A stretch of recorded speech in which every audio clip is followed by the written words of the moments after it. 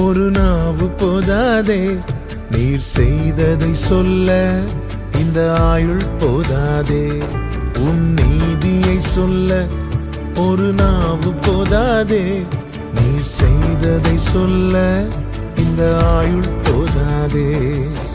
இன்று என்னை காண்பதெல்லாம் உம்மால் தானே வந்தது. இயேசு கிறிஸ்துவின் இனிய நாமத்தினாலே உங்களுக்கு என் அன்பின் வாழ்த்துக்கள். இந்த நல்ல நாளை காண செய்த தேவனுக்கு ஸ்தோத்திரம் உண்டாவதாக. கர்த்தர் உங்களை நித்தமும் நடத்தி அதிசயங்களை காணப்படுவாராக.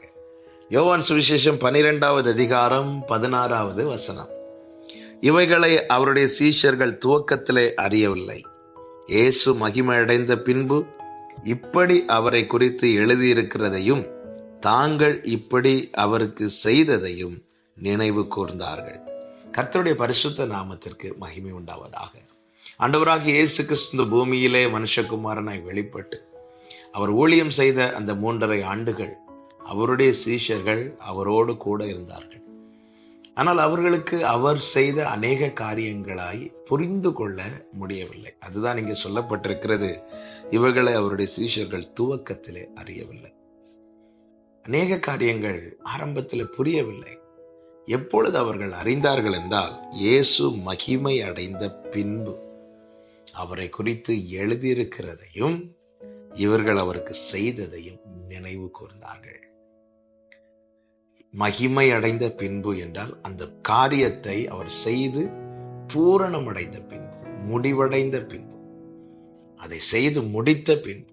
மகிமை என்பது நிறைவு. அது நிறைவாக்கப்பட்ட பின்பு யார் யாருக்கு ஆரம்பத்தில் புரியலையோ அவர்களுக்கெல்லாம் பிற்பாடு புரிய வந்தது.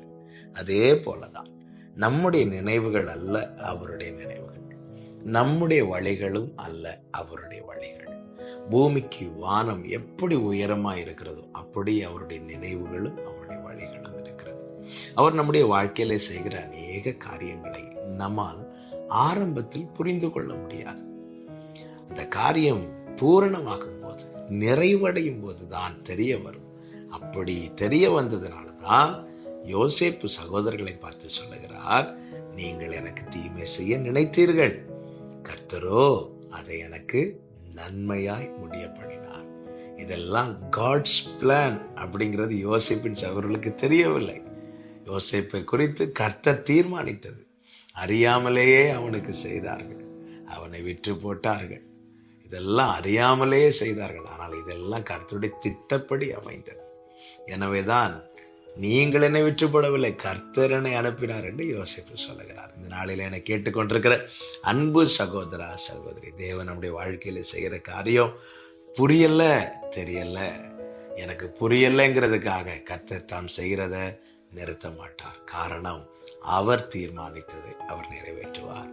அந்த காரியம் நிறைவடையும் போது, பூரணமாகும் போது நிச்சயமாய் தெரிய வரும்.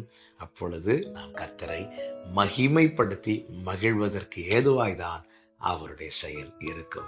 அவர் நல்லவர், நம் அப்பா, கைவிடவே மாட்டார். செபிக்கலாமா? நல்ல தகப்பனே, இரக்கமுள்ள பிதாவே, எப்படி அன்று சீஷர்களுக்கு துவக்கத்தில் புரியாமல் நீர் மகிமையடைந்த பிற்பாடு, அந்த நிறைவு உண்டான பிற்பாடு அவர்கள் அறிந்து கொண்டார்களோ, அதே போலப்பா பல செயல்கள் எங்களுக்கு ஆரம்பத்தில் புரியவில்லை.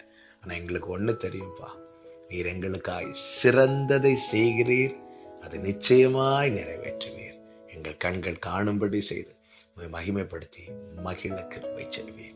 தாழ்த்துகிறோம். அப்படி ஒவ்வொருவருக்கும் செய்து நாமத்தை மகிமைப்படுத்தும் இயேசு கிறிஸ்துவின் நாமத்தில் பிதாவே, ஆமென்.